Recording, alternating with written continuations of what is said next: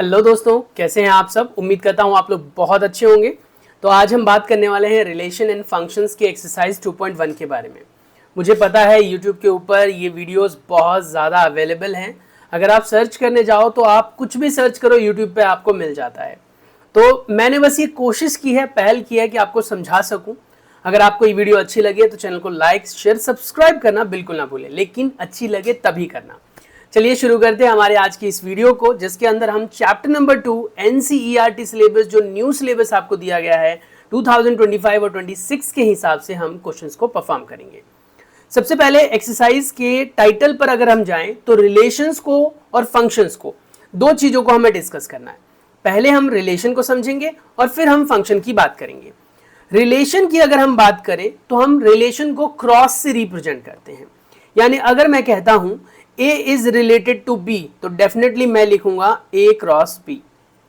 A cross B। अब इस चीज को मैं याद दिलाऊं तो बहुत सिंपल सी चीज है। आपने कभी हाउ सेक्स गेट डिटरमाइंड वाला टॉपिक पढ़ा था, 10th स्टैंडर्ड में भी पढ़ा था, 8th स्टैंडर्ड में भी पढ़ा था कि सेक्स कैसे डिटरमाइन होता है किसी भी बेबी का। तो हमने पढ़ा था कि X और Y क्रोमोसोम्स होते हैं मेल के अंदर, X और X क्रोमोसोम्स होते हैं फीमेल के अंदर। फिर यहाँ से ये ट्रांसफर होता है, ये ट्रांसफर होकर फिर XX रेडी होता है। यहाँ से अगर इसके साथ ट्रांसफर हो तो भी XX रेडी होगा। सिमिलरली अगर Y के साथ देखें तो यहाँ से आपको Y और X मिलेगा और यहाँ से दूसरे वाले से भी आपको Y और X मिलता है।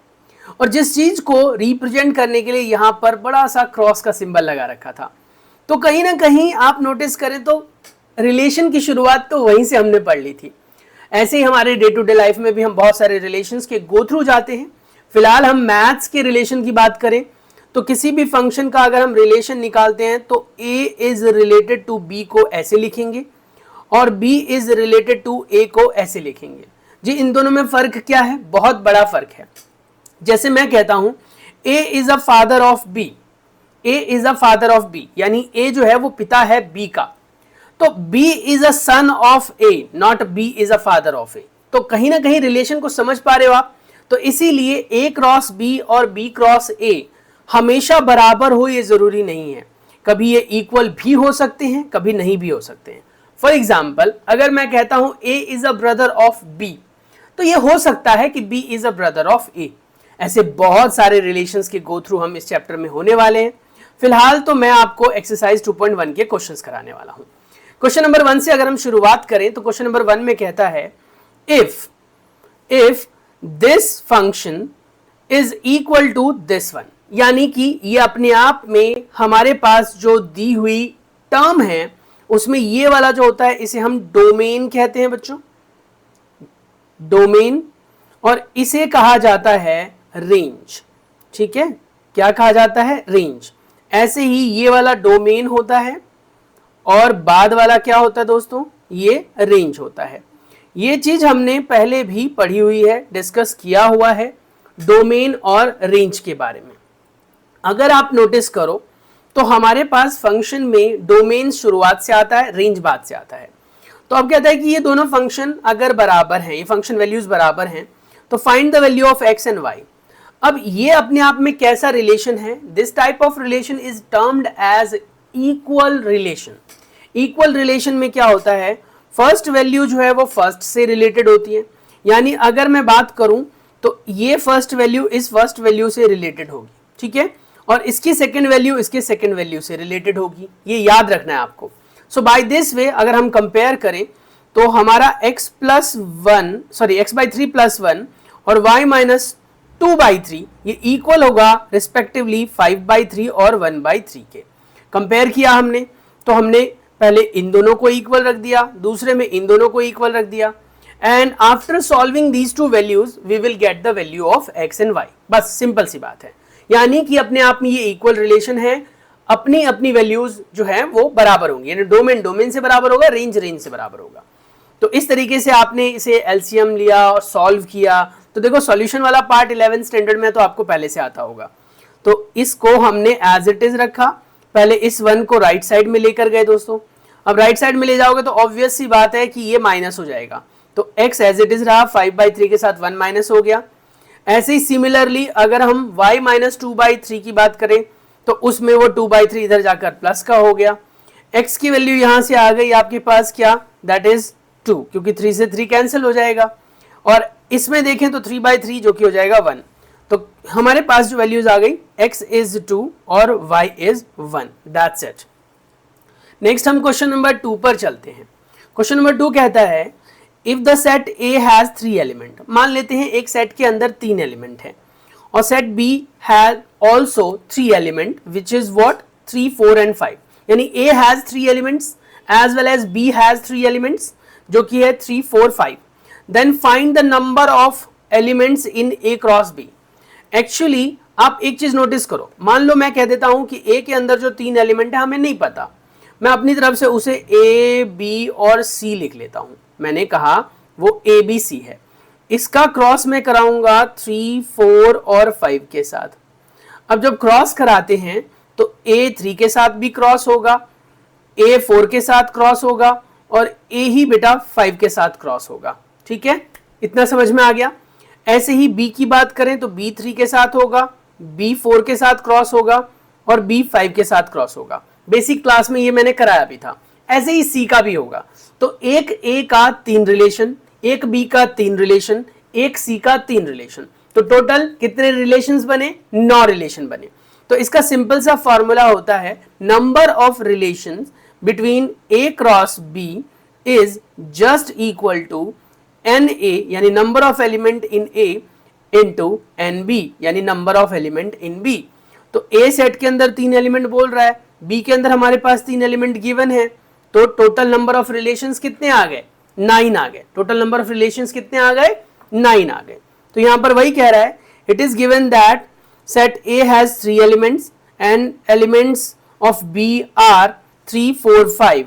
So we can say total number of relations between A and B must be what number of elements in A, number of elements in B, which is 3 into 3, 9. That's it. Number तो बताने नहीं है आपको, सिर्फ number of relations बताने हैं। Next question कहता है question number 3, if G has 3 elements 7 and 8 and H has 3 elements, 2 elements, G has 2 elements 7 and 8, H has 3 elements 5, 4 and 2. Find G cross H and as well as H cross G. तो जब अभी मैंने यही चीज आपको समझाई बेटा कि जब आप G क्रॉस H लिखोगे तो पहले G के एलिमेंट लिखे जाएंगे फिर H के, और जब आप H क्रॉस G लिखोगे तो पहले H के रिलेशन या पहले H के एलिमेंट लिखे जाएंगे और फिर G के। That's it. और मल्टीप्लाई करने का प्रोसेस ये है कि कई बच्चे इसे मल्टीप्लाई करके लिख देते हैं, मल्टीप्लाई नहीं करना है आपको, दोनों को साथ में लिख देना है। फॉर एग्जाम्पल जैसे देखो यहाँ पर मैंने एक्सप्लेनेटरी पार्ट क्या मेंशन किया हुआ है, कहता है G के एलिमेंट है 7 और 8, H के एलिमेंट है 5, 4, 2। तो दोनों के अगर एलिमेंट्स की बात करें तो एक में 2 एलिमेंट है, एक में जो है वो 3 एलिमेंट है। तो total number of relation 2 into 3 which is 6 relations बनने वाले हैं। अब रिलेशंस वो बनेंगे कैसे, तो कहता है 7 जो है वो 5 के साथ रिलेटेड होगा, 7 ही 4 के साथ रिलेटेड होगा, 7 ही 2 के साथ रिलेटेड होगा। 7 का तीनों के साथ हो गया, फिर 8 ही 5 के साथ होगा, 8 ही 4 के साथ होगा, 8 ही 2 के साथ होगा। तो 3 रिलेशन इसके साथ हो गए। बस ऐसे करके आप लिख दो and you will get the answer. तो देखो यहां पर क्या आ रहा है हमारे पास, देखो G का रिलेशन क्या दे रखा है हमको, G का रिलेशन दे रखा है 7, 8 सेट एलिमेंट और 5, 4, 2 H का है, मल्टीप्लाई कर लो।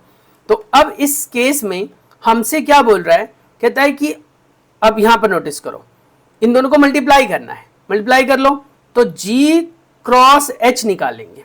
ये तो बस एक्सप्लेनेटरी पार्ट है, इसको आप पढ़ना चाहते हो पढ़ लो। We know that cartesian product between P and Q of two non-empty sets, keep in mind non-empty, P and Q is defined as P cross Q, PQ where P belongs to P and Q belongs to Q.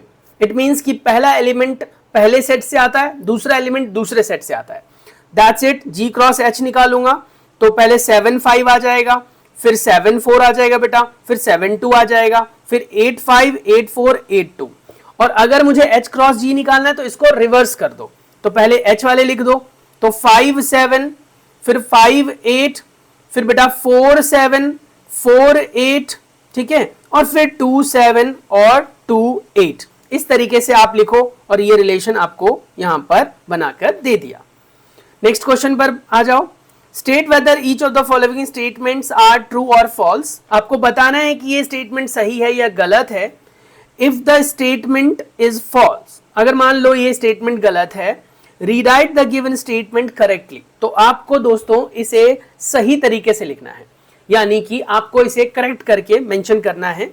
तो कहता है कि अगर P के अंदर दो element हैं M and N and Q के अंदर N और M है, तो कहता है P क्रॉस Q के अंदर दो ही यहां पर कह सकते हो रिलेशन आएंगे, जबकि ये गलत है क्योंकि हमने पढ़ा दो एलिमेंट उसमें है, दो एलिमेंट उसमें है, तो टोटल नंबर ऑफ रिलेशंस कितने आने चाहिए, बताओ जरा कितने आने चाहिए टोटल नंबर ऑफ रिलेशंस? 4 आने चाहिए, दो उसमें दो उसमें, लेकिन यहां पर नंबर ऑफ रिलेशंस कितने दे रखे हैं? सिर्फ 2। ये एक रिलेशन है, ये दूसरा रिलेशन है, तो नंबर ऑफ रिलेशंस यहां पर सिर्फ बेटा 2 ही मेंशन्ड है, तो ये अपने आप में फॉल्स है। उसके बाद सही क्या होगा? सही होगा जब आप इसको मल्टीप्लाई कर लेंगे कुछ ऐसे, आपने m के साथ n को किया तो mn लिखो, फिर m के साथ m को किया तो mm भी लिखना है, पहले वाले में n है दूसरे वाले में n है वो भी लिखना है, पहले वाले में n दूसरे वाले में m है वो भी लिखना है। तो इसने जो डिफरेंट वाले हैं वो तो लिख दिए, सेम वाले हैं जो mm और nn वो मिस कर दिया, तो यही इसकी गलती है। एक ऑर्डर की अगर हम बात करें, यानी कि एक अरेंजमेंट की बात करें, A और B दो नॉन एम्प्टी सेट है, जिसमें कहता है A cross B non empty set है, यानी कि सेट ऑफ रिलेशन जो है वो A क्रॉस B का नॉन एम्प्टी है।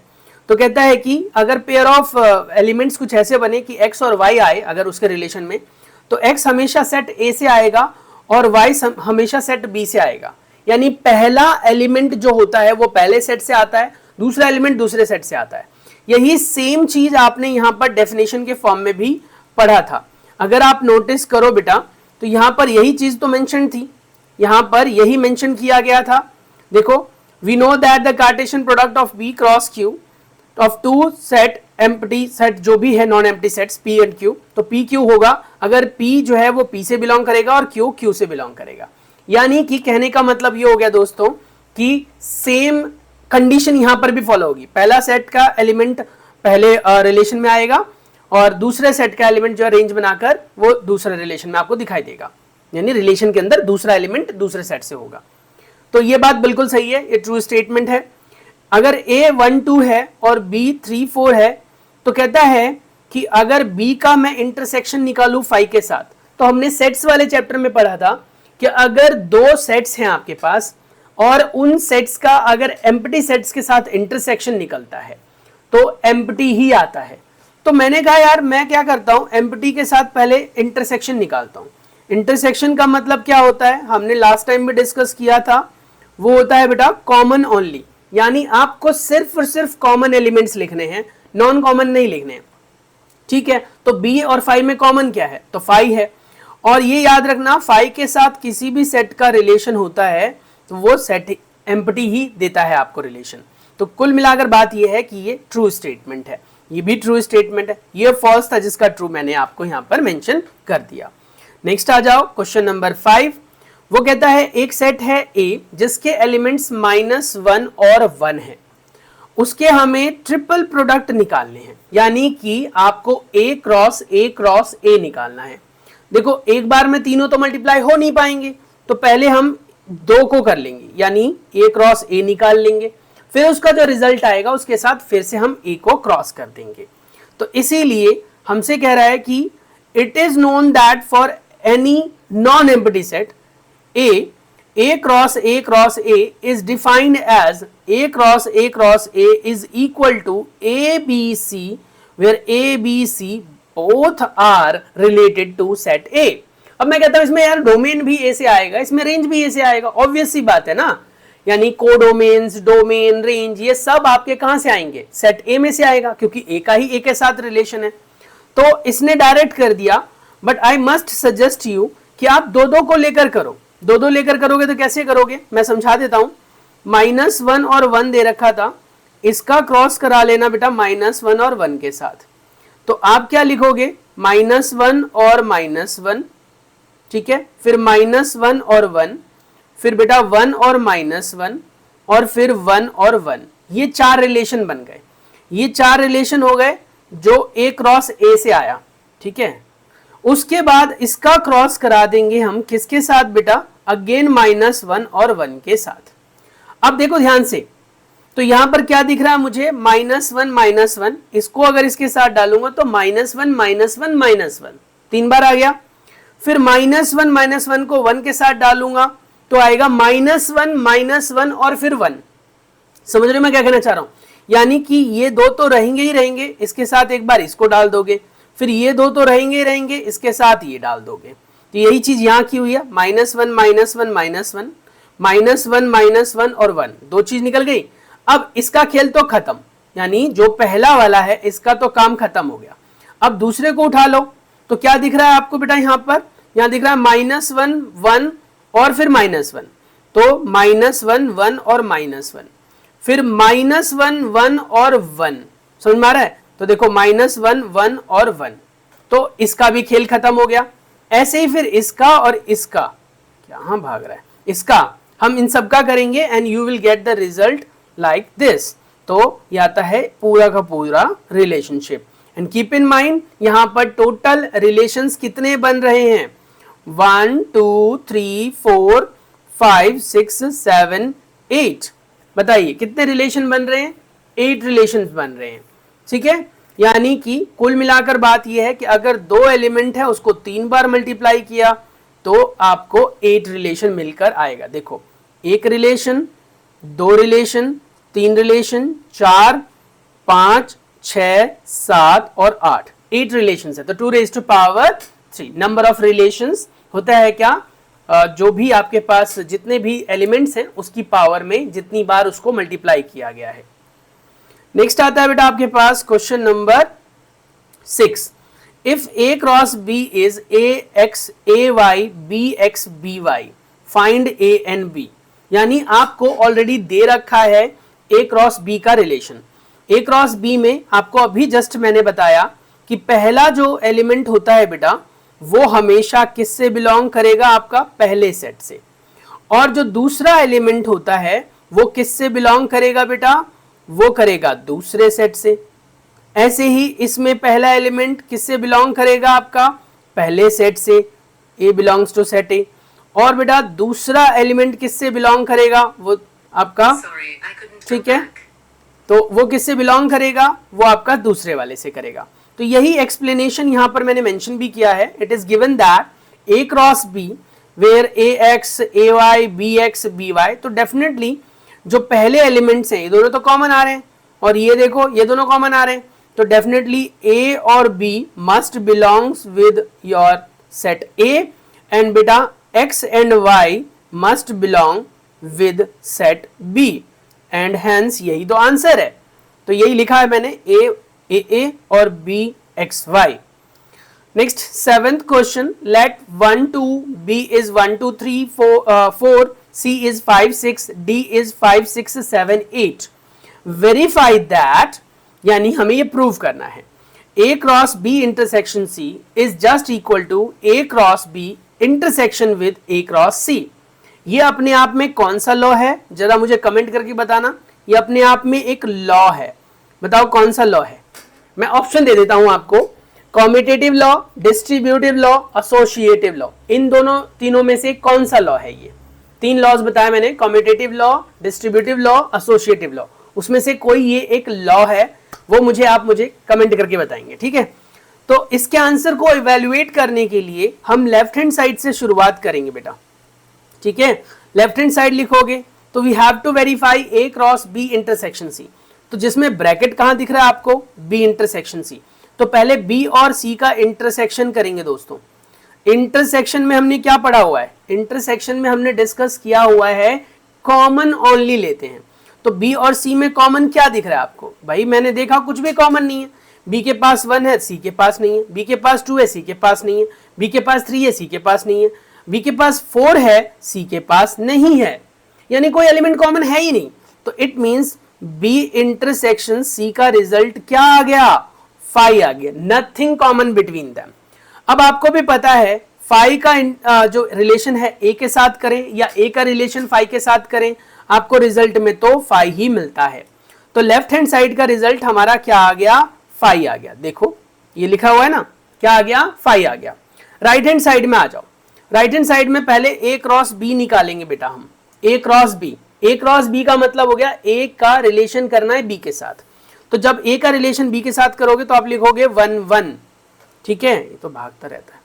फिर लिखोगे 1 2, फिर लिखोगे बेटा 1 3 1 4।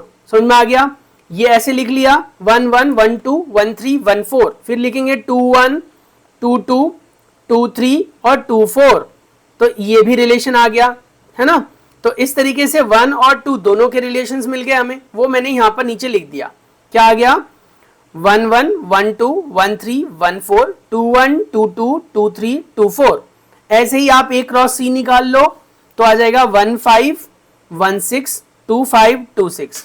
अब आपको कॉमन कैसे देखना है? कई बच्चे ना यहाँ पर कंफ्यूज हो जाते हैं, वो सोचते हैं सर कॉमन का मतलब हो गया कि कुछ दिखना चाहिए। अब वो अपने दिमाग में सोचते हैं ये 1 मैच कर रहा है। रिलेशन में कॉमन का मतलब है अगर पहले वाले रिलेशन में बेटा 1 1 दिख रहा है ना आपको, तो पूरा का पूरा 1 1 दूसरे में भी दिखना चाहिए। तो मैंने कहा यार 1 1 यहां तो है लेकिन सेकंड वाले में नहीं है 1 1। 1 2 यहां है, सेकंड वाले में नहीं है। 1 3 यहां है, सेकंड वाले में नहीं है। 1 4 है, नहीं है सेकंड वाले में। 2 1 2 2 2 3 2 4 कुछ भी सेकंड वाले में मिल ही नहीं रहा हमें। एक एलिमेंट को नहीं देखना है, पूरे रिलेशन के सेट के एलिमेंट को देखना है। यानी जिसमें आप 1 1 पूरा देखोगे, कहीं खाली 1 देखकर मत कहना अरे यार मैच कर तो रहा है, 1 1 मैच हो रहा है। 1 1 पूरा एज इट इज मैच होना चाहिए दूसरे में भी, तो नहीं है यहां पर। तो इस तरीके से इसका आप कहेंगे क्या कि भैया कुछ भी नहीं मैच हो रहा है और राइट हैंड साइड भी 5 हो गया। So left hand side must be equal to right hand side, hence we can say proved. Verify A cross C is a subset of B cross D. ये second part है हमारा जिसको verify करना है। ए cross सी को बेटा हमें ए cross D के इक्वल करना है कि मतलब इक्वल तो नहीं करना, मतलब सबसेट है। तो सबसेट में मैंने क्या बताया था कि अगर ए क्रॉस सी बेटा सबसेट है बी क्रॉस डी का, ध्यान से सुनना, तो ए क्रॉस सी के सारे एलिमेंट्स बी क्रॉस डी में होने चाहिए। यानी कि इसके सारे एलिमेंट इसमें होने चाहिए। बी क्रॉस डी में एक्स्ट्रा एलिमेंट भी हो सकते हैं, एक्स्ट्रा रिलेशंस भी हो सकते हैं, लेकिन ए क्रॉस बी के सारे उसमें मैच होने चाहिए, तभी उसे हम सबसेट कहते हैं। सेट वाला चैप्टर अगर नहीं देखा, अभी भी कह रहा हूं, तो चैनल पर जाओ, सेट का सारा वीडियो अपलोड किया गया है मैंने, ठीक है। यानी आपको एक्सरसाइज 1.1 से लेकर 1.5 तक सारी एक्सरसाइज के क्वेश्चंस मिल जाएंगे। आराम से देखो वीडियो को, नहीं समझ में आता है दोबारा कमेंट करके पूछो, अलग से बोर्ड पर समझा दूंगा। लेकिन आपको क्या करना होगा, पढ़ना होगा कॉपी पेन लेकर। डन। अब यहां पर पहले इसने ए क्रॉस सी निकाल लिया। अब ए क्रॉस सी का मतलब, तो ए क्रॉस सी तो हम पहले भी निकाल चुके थे, एज इट इज उसने कॉपी कर लिया, मतलब मैंने कॉपी कर लिया। तो ए क्रॉस सी का रिजल्ट आया 1 5 1 6 2 5 2 6, यही था ना। तो हमने यहां लिख दिया 1 5 1 6 2 5 2 6। ऐसे ही ए क्रॉस डी निकाल लिया, ए का डी के साथ क्रॉस। तो ए क्या था हमारा 1 2 और डी था 5 6 7 8। तो 1 का आ जाएगा 5 के साथ 1 6 1 7 1 8 और 2 5 2 6 2 7 2 8। सारे रिलेशंस मैंने ये लिख दिए, ठीक है। आगे इतना समझ में। अब ए का था 1 के साथ, अब ए देखा हमने यार ये ए के साथ तो दो ही एलिमेंट है। बी के साथ यहाँ मिस्टेक हुई है बेटा, ये बी क्रॉस डी आएगा, यहाँ पर मिस्टेक है, बी क्रॉस डी निकाला है हमने, क्योंकि हमें यहाँ पर क्वेश्चन में बी क्रॉस डी ही दे रखा है, ठीक है। यहाँ मिस प्रिंटेड था, ठीक कर लेना इसे। तो बी क्रॉस डी निकाला हमने, तो बी और डी को देखो, तो बी और डी को देखा तो बी में एलिमेंट्स हैं 1 2 3 4 और इसमें है 5 6 7 8। तो बनेगा 1 5 1 6 1 7 1 8 2 5 2 6 2 7 2 8 3 5 3 6 3 7 3 8 एंड 4 5 4 6 4 7 4 8। वो सारे रिलेशंस यहाँ पर लिख दिए। अब आपने देखा यार 1 5 दूसरे में है क्या? हाँ है। 1 6 है क्या? हाँ है। 2 5 है क्या? ढूंढा मैंने, हाँ है। 2 6 है क्या? मैंने कहा हाँ है। तो ए क्रॉस सी के सारे रिलेशन बी क्रॉस डी में अवेलेबल है, hence we can say A cross C is a subset of B cross D. We can observe that all the elements of A cross C are the elements in the set we can say B cross D. Therefore, A cross C is a subset of B cross D. Now, next question. A दे रखा है बेटा 1 2, B दे रखा है 3 4. A के elements आपके पास available है 1 2, B के element है आपके पास 3 4. Right A cross B. How many subsets will be there in A cross B, have, just list them. देखो क्या कहता है, सिंपल सी बात है। आपको क्या कह रहा है ये कह रहा है ए को बी से मल्टीप्लाई किया गया, यानी ए का रिलेशन बी से निकाला गया है। तो हमने पढ़ा है ना number of elements, number of relations कैसे निकालते हैं। तो हमने कहा यार ऐसे निकालते हैं, N A into N B कर लेते हैं। पहले भी लिखवाया मैंने ये। तो पहले वाले में 2 एलिमेंट हैं, दूसरे वाले में 2 एलिमेंट हैं। टोटल कितने एलिमेंट हो गए, तो जी 4 एलिमेंट हो गए, 4 रिलेशन एलिमेंट्स हो गए। ये देखो आ गया। अब सबसेट का फॉर्मूला होता है बेटा 2 रेज़ टू पावर m या n, कुछ भी कह दो। तो हमने ये पढ़ा था सेट्स वाले चैप्टर में, बार बार बोल रहा हूं पढ़ा था, इसका मतलब आप चैनल पर जाकर देख लो। We know that if C is a set with NC is M, मान लो हम कहते हैं कि C एक सेट है जिसको हम इस रिलेशन के जितने भी रिलेशंस बने हैं उसको हम एक सेट में डाल दें। तो ये 4 रिलेशंस हैं बेटा, है ना। तो इनको हम 4 एलिमेंट्स की तरह ट्रीट करेंगे और टोटल नंबर ऑफ सेट्स का फॉर्मूला होता है 2 रेज़ टू पावर m लिखो चाहे n लिखो। तो हमारे पास यहां पर कितने रिलेशंस हैं, तो जी 4 रिलेशन है, तो 2 raise to power 4 which is 16। तो कितने सबसेट्स तैयार होंगे, 16 सबसेट्स तैयार होंगे। अब कहोगे चलो जी बनाओ, वैसे तो बोला नहीं है पर बोलता है बनाओ। अरे नहीं बोला है भाई, लिस्ट देम भी लिखा हुआ है, यानी बनाना भी है। तो चलो आपने बनाना शुरू किया, पहला आपने 5 लिख दिया, हर सेट का एक 5 सबसेट होता है। अब इसमें आपने देखा एक जगह 1 3 आ जाएगा, एक जगह 1 4 आ जाएगा, 2 3 2 4। पहले तो ये लिख दिए सारे सिंगल सिंगल। फिर अब आ जाएगा 1 3 और 1 4 का एक साथ। तो देखो 1 3 और 1 4 का एक साथ ले लिया। फिर 1 3 और 2 3 का एक साथ ले लिया, दो के पेयर। सबसेट बनाना सिखाया था सेट वाले चैप्टर में मैंने। यहां से नहीं आ रहा समझ में बेटा, तो सेट्स का चैप्टर ढंग से पढ़ो, तभी आपको रिलेशन इन फंक्शन बहुत अच्छी तरीके से आएगा। वैसे मैं बता दूं सबसेट्स में क्या होता है, पहले एक एक एलिमेंट उठा लो, फिर जोड़े जोड़े में उठा लो, पेयर में उठा लो, दो के, फिर 3 3 के उठा लो, ठीक है। पर ये याद रखना रिपीट नहीं करना है, आगे चलते जाना है। तो 1 3 2 3 के साथ आ गया, फिर 1 3 2 4 के साथ आ जाएगा। 1 3 का आ गया, दो के पेयर बना लिया। अब आप जाओगे 1 4 और 2 3 के साथ, और फिर 1 4 और 2 4 के साथ, फिर जाएगा 2 3 और 2 4 के साथ। अब ये दो के पेयर बन गए। अब 3 3 के ले लो, 1 3 1 4 2 3, 1 3 1 4 2 4 आ गया ये 3 का रिलेशन। फिर आ जाएगा 1 4 2 3 और 2 4, यानी आगे की तरफ चलना है। मैं मोटा मोटा समझाऊं आपको, अगर मैं इसको ए बी सी डी लेकर कहूं, ए बी सी डी लेकर कहूं बेटा, तो पहले मैं लूंगा ए बी सी डी चारों अलग, फिर मैं ले लूंगा ए बी, फिर मैं ले लूंगा ए सी, फिर मैं ले लूंगा ए डी, फिर मैं ले लूंगा बी सी, और फिर ले लूंगा मैं बेटा सी डी। आगे आगे चलना है, दो के पेयर हो गए। अब 3 3 के लूंगा तो A B C A B D, और फिर ले लेंगे हम क्या ए सी डी, और फिर क्या ले सकते हैं बी सी डी। तो इस तरीके से 3 के पेयर हो गए, और फिर 4 के पेयर में वो खुद ही हो जाएगा। तो इस तरीके से सबसेट्स बनाने हैं। नेक्स्ट आ जाता है बेटा हमारे पास क्वेश्चन नंबर 9। ज्यादा टाइम खराब नहीं करूंगा, आपका 28 मिनट्स ले चुका हूं मैं, डोंट वरी। अब बस थोड़ा सा और बर्दाश्त करो, ये एक्सरसाइज खत्म कर लेते हैं। Let A and B are the sets we can say in which N A has 3 elements, N B 2 elements, ठीक है। यानी पहले सेट में 3 एलिमेंट है, दूसरे सेट में 2 ही एलिमेंट है। अगर कहता है x1 y2 और z1 हमारे पास रिलेशन है, उन सभी रिलेशंस में से कोई 3 रिलेशन, तो इतना तो क्लियर है ना यार कि जो पहला एलिमेंट होता है वो पहले सेट से होता है, ये भी पहले सेट से है, और बेटा ये भी पहले सेट से है।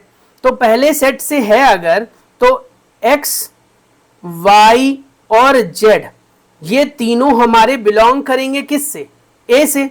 और वो बोल भी रहा है कि a के अंदर कितने एलिमेंट्स हैं, 3। तो हमें मिल गया ना, x y z हो गया हमारे पास 3 एलिमेंट। और दूसरे में आ जाओ तो यहाँ 1 है, यहाँ 2 है, और यहाँ पर 1 है। और हमने पढ़ा था सेट्स के अंदर रिपीटेड जो एलिमेंट्स होते हैं उनकी कोई वैल्यू नहीं, कोई इज्जत नहीं होती। तो इसका मतलब ये हो गया कि 1 और 2 ही है जो दूसरे सेट में है, यानी बी सेट में है। दैट्स इट, वही चीज यहाँ लिखी है। देखो, it is given that n A has 3 element, n B has 2 element. So हमारे पास नंबर ऑफ रिलेशंस ये दे रखे हैं। We know that A set first element के आते हैं, यानी ऑर्डर अगर ए क्रॉस बी में निकाला तो ए से आएगा पहले वाला एलिमेंट, सेट जो है वो सेकंड वाला एलिमेंट जो है वो बी से आएगा। सो एक्स वाई जेड जो है वो 1 से होगा, और 1 2 जो है वो बी से होगा। और एन ए में 3 एलिमेंट, एन बी में 2 एलिमेंट बोल रहा है, तो यहाँ से क्लियर हो गया कि ए के अंदर 3 एलिमेंट एक्स वाई जेड होगा, और बी के अंदर 2 एलिमेंट 1 2 होगा। That's it. कितना इजी है ना, कूल ना। अगर कुछ ऐसा लग रहा है, देखो बेटा मैंने बहुत फास्ट कराने की कोशिश की क्योंकि समय बहुत कीमती होता है। अगर कुछ भी आपको ऐसा लग रहा है कि आपको समझ में नहीं आया तो यू कैन आस्क, आप मुझसे पूछो, मैं बताऊंगा डेफिनेटली। उसके लिए अलग वीडियो बनाऊंगा, पूरा प्रॉपर एक्सप्लेन करूंगा। आप मेरा साथ दो, मैं आपका साथ दूंगा डेफिनेटली।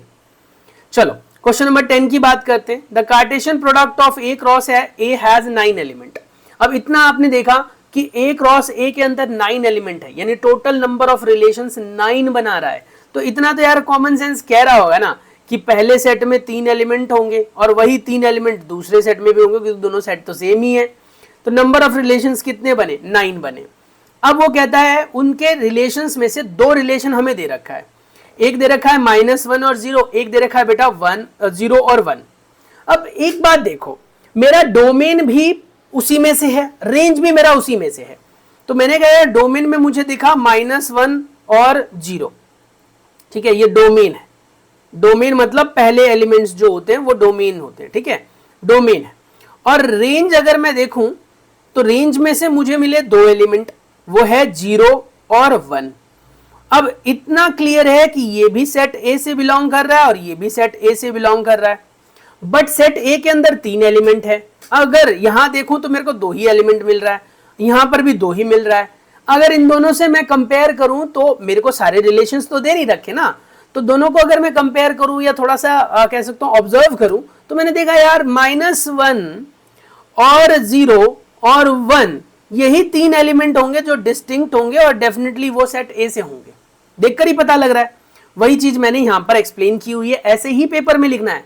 आप लोग कहते हैं यार मेरा पेपर तो बहुत अच्छा गया पर मार्क्स नहीं आए। अब सवाल उठता है यार मार्क्स कहां कट रहे हैं? लिखने के तरीके में।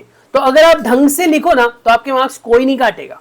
अब जैसे देखो मैंने क्या लिखा है, we know that Na is equal to P, NB is equal to Q। तो Na क्रॉस B होता है PQ के बराबर। मैंने एक जनरल बात लिखी है। फिर मैंने कहा Na क्रॉस A होगा Na इंटू Na के। It is given that Na cross A is 9. So definitely Na into Na is equal to 9. So that means Na must have 3 elements. Okay. Now the order pair is -1 0 and 0 1 are the 2 of 9 elements of A cross A. A cross A के 9 relations में से सिर्फ ये 2 relation है।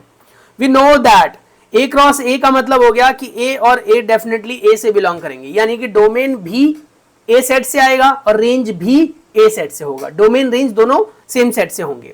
सो therefore -1 0 and 1 are the elements and since we have 3 elements now we can multiply A cross A and will get -1 -1 -1 1 0 -1 0 0 1 -1 1 0 and 1 1। कैसे निकाला यार? ये बहुत सिंपल है ना। ये एलिमेंट जो दिख रहा है ना आपको, ये जो लिखा हुआ है, ये यहां पर दिख रहा है ना आपको, इसको बिल्कुल ऐसे ही कॉपी करके और ऐसे करके पेस्ट कर दिया। इतनी मेहनत क्यों कर रहे थे, मैं लिख देता। चलो लीव इट, कोई बात नहीं, है ना। और इसको हम क्रॉस कराएंगे। अब क्रॉस करो यार, -1 का 1 के साथ आएगा माइनस के, फिर -1 का 0 के साथ आएगा और -1 का 1 के साथ आएगा। 3 तो -1 के बन गए। ऐसे 0 -1 0 0 0 1 और 1 -1 1 0 1 1 1। सो डेफिनेटली अब जो अगले एक्सरसाइज का चेहरा है वो हम अगली वीडियो में देखेंगे। तो फिलहाल आज के लिए इतना ही, मिलता हूं नेक्स्ट वीडियो में। तब तक के लिए अपना बहुत सारा ख्याल रखो, पढ़ते रहो, चैनल के साथ बने रहो। सब्सक्राइब करना है तो करो, वरना अपना काम बनता और डैश में जाए जनता। ये कहावत तो आपने सुनी है, तो शायद ये आप लोगों के लिए भी एप्लीकेबल है कि आप अपना काम निकाल रहे हो और चले जा रहे हो। यार थोड़ी तो इंपॉर्टेंस दे दो चैनल को। अगर आपको लगता है कि आपको चीजें समझ में आ रही है, ट्यूशन जाने में पैसे बर्बाद होंगे, यहाँ पर कुछ सीखने के लिए मिल रहा है फ्री में, तो थोड़ा तो सपोर्ट बनता है ना। तो फटाक से चैनल को सब्सक्राइब कर लो, बेल आइकन को प्रेस कर दो। लेटेस्ट वीडियो से रिलेटेड इन्फॉर्मेशन के लिए आने वाले दिनों में ऐसी वीडियोस अपलोड होती रहेंगी। तो बस मिलते हैं नेक्स्ट वीडियो में।